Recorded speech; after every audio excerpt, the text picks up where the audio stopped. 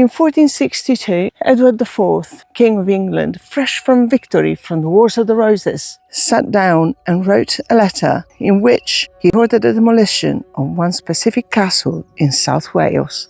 He sent 500 men with picks and crowbars, and for 4 months they pulled the place apart, stone by stone, until it could never be used again. The castle was only 200 years old when that happened, but people had already been coming here for thousands of years.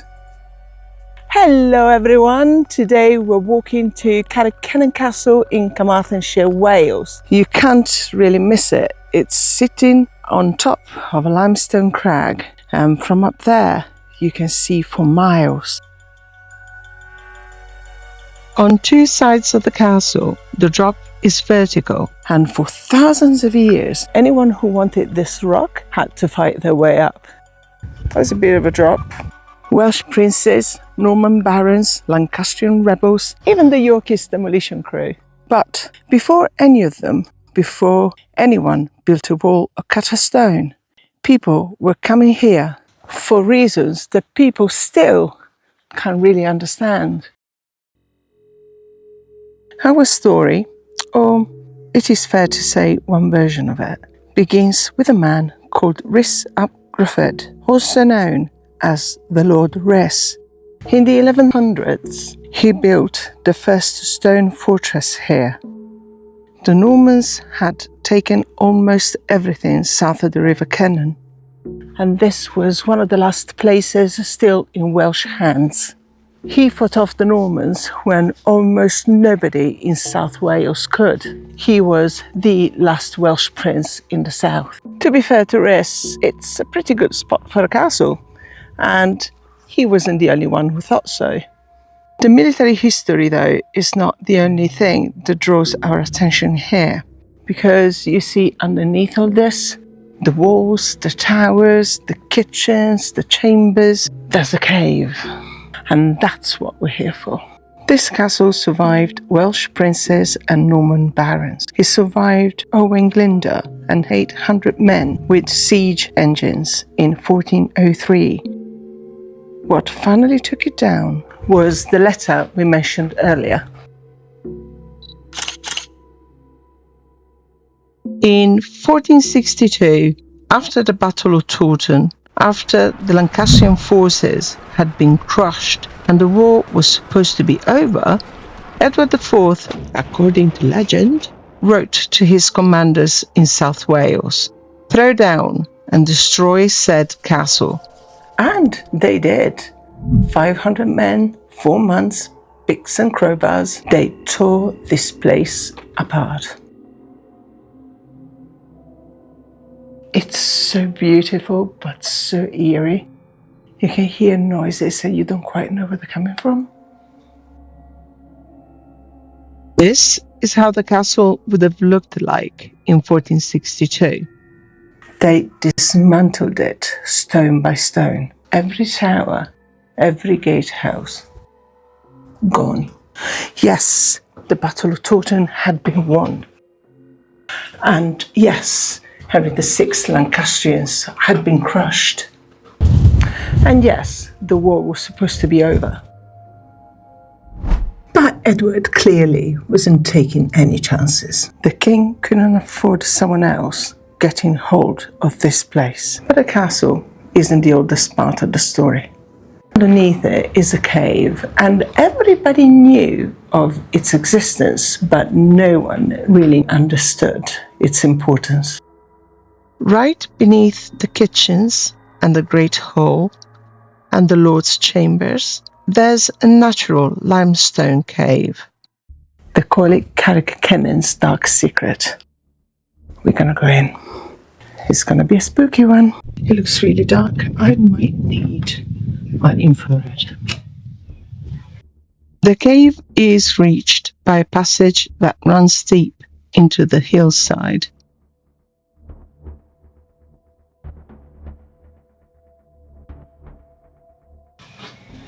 I'm feeling very nervous.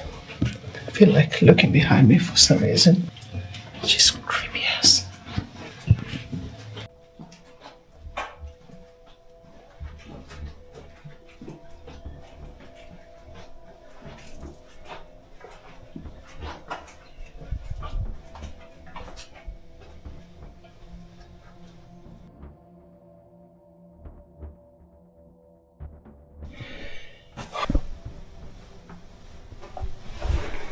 Okay. Now this maybe is the right time to say that these tunnels are super haunted.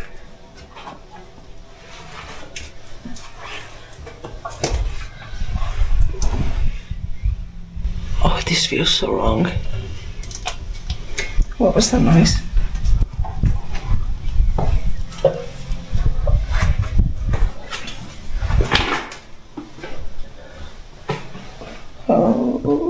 Oh, that feels so good.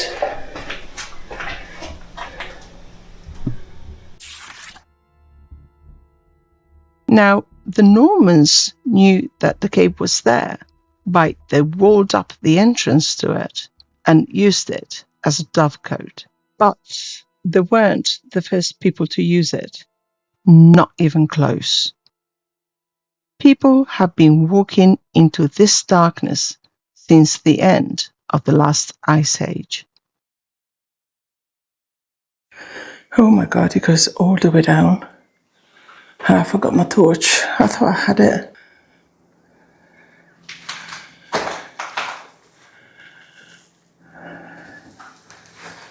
Oh, this is creepy.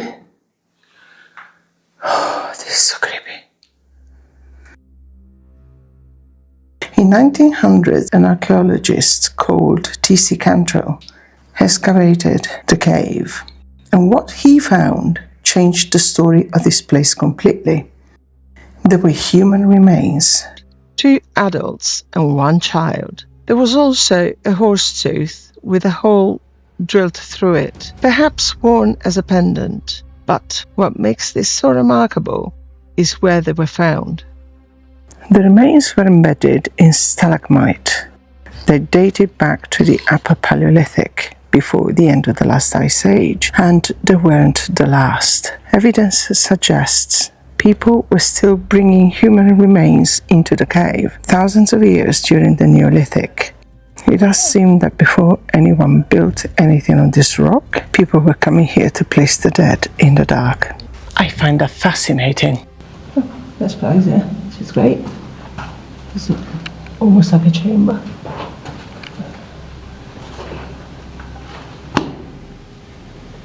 Oh, it keeps going down.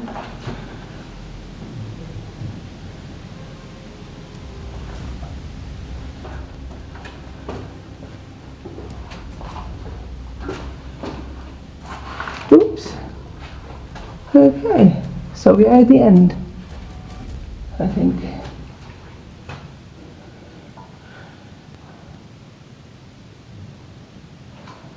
There's graffiti in them. And there's more down there. Wow.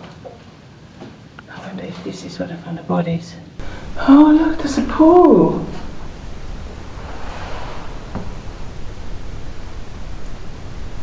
I hear my own now. Yikes.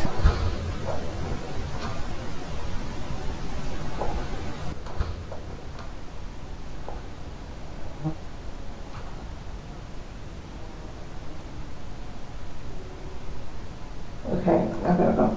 Because there's something flying around here. I don't know what it is.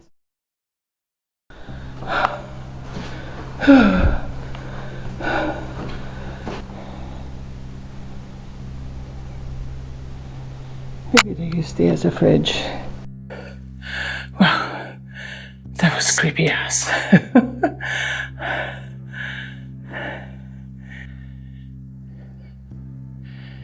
Cantrill wasn't the only one finding evidence of people here. Every time archaeologists looked, they seemed to find another piece of the story. Prehistoric skeletons on the hilltop, flint tools, Roman coins, even a spindle whorl below the cave entrance. People kept coming here thousands of years apart, and somehow they are all connected by the same lump of limestone sticking out of the Welsh countryside. Why? Well, nobody knows for sure. Maybe it was for the water, maybe for the shelter. Rhys knew the cave was there. The Normans knew it was there. Edward IV knew it was there. And who knows, Maybe they knew what the cave was used for. Maybe they knew that there were old bones there. Maybe they even had stories about the place, but none of them could have really known just how old the story of the cave really was. Edward could destroy the castle. 500 men, 4 months, picks and crowbars. But he wouldn't erase everything that had happened here before. They pulled the castle down, but they couldn't touch the cave. Are there any ghost stories? Oh yeah, they're pretty much what you would expect. A woman in robes on the battlements. A shadowy figure in the tunnels. Footsteps behind you when you're alone. I hear noises coming from down there. But one of them caught my attention. The castle own website mentions a warrior asleep beneath the rock, waiting to wake when his people need him. I'm hearing echoes of the old Arthurian legend of the one future king.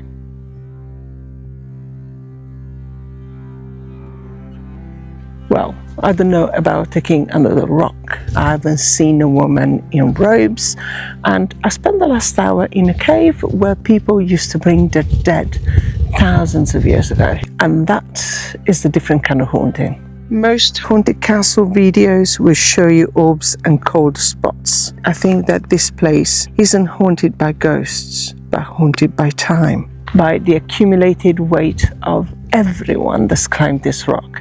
From the people who brought the dead into the cave at the end of the last ice age, to the Welsh princess, to the 500 Yorkist soldiers pulling this castle apart stone by stone.